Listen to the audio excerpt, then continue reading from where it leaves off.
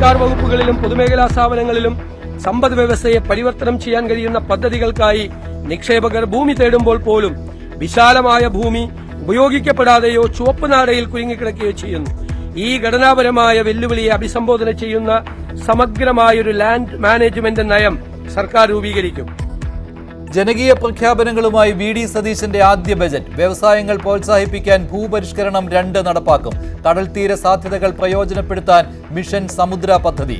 അന്തർദേശീയ maritime museum സ്ഥാപിക്കും.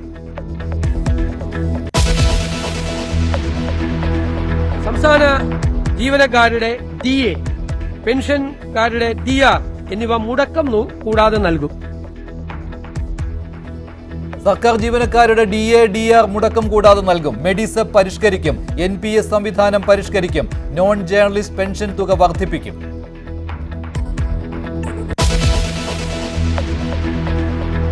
റബ്ബറിന്റെ താങ്ങുവില 250 രൂപയാക്കി ഉയർത്തി. വനിതാ കർഷക വികസനത്തിനായി പ്രത്യേക പരിപാടി.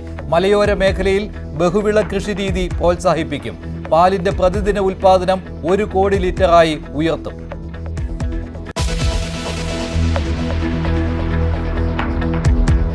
റാഗിംഗ് തടയാൻ Siddharthan students district app. Satellite സാങ്കേതിക വിദ്യയ്ക്ക് ഊന്നൽ നൽകി ഗവേഷണ സ്ഥാപനങ്ങൾ തുടങ്ങും. Jawaharlal Nehru centre for scientific temper പദ്ധതി ആവിഷ്കരിക്കും. യുവജനങ്ങൾക്കായി ഗ്ലോബൽ ജോബ് വാച്ച് ടവർ.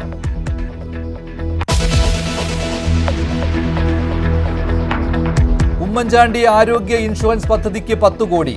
കാരുണ്യ ആരോഗ്യ സുരക്ഷാ പദ്ധതിയിലെ കുടിശ്ശിക തീർക്കും.